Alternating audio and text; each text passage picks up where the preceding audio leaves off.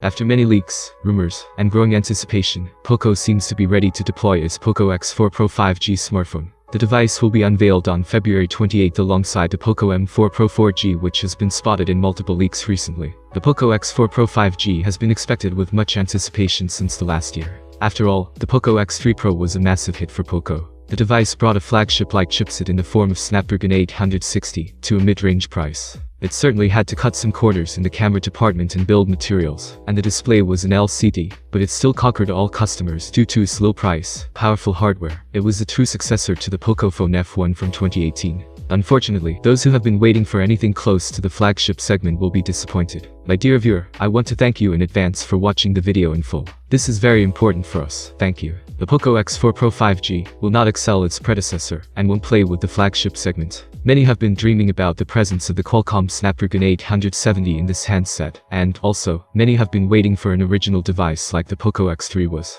Unfortunately, all these two demands will become a disappointment. The Poco X4 Pro 5G is a rebranded Redmi Note 11 Pro 5G and carries the Qualcomm Snapdragon 695 5G. The ST695 isn't a bad chipset. It's based on the 6nm architecture and has two ARM Cortex-A78 cores. The problem relies on the GPU Adreno 619. It may be good for a mid-range department, but loses in all aspects for the Adreno 640 on the Snapdragon 860. We expect mixed reception for the Poco X4 Pro 5G. However, we have to say that, at least Poco is trying to make it look different, especially when compared to the original Redmi smartphone. Today, a set of leaked renders confirm the device with a huge camera island, the big Poco logo, and the colorways. One of the variants will bring the iconic Poco yellow that has been pushed forward by the Poco M series. The huge camera block will carry a 108-megapixel primary camera. There is also an 8-megapixel ultra-wide snapper and a 2-megapixel macro camera. The handset has a 16-megapixel selfie snapper inside of a center-aligned punch hole.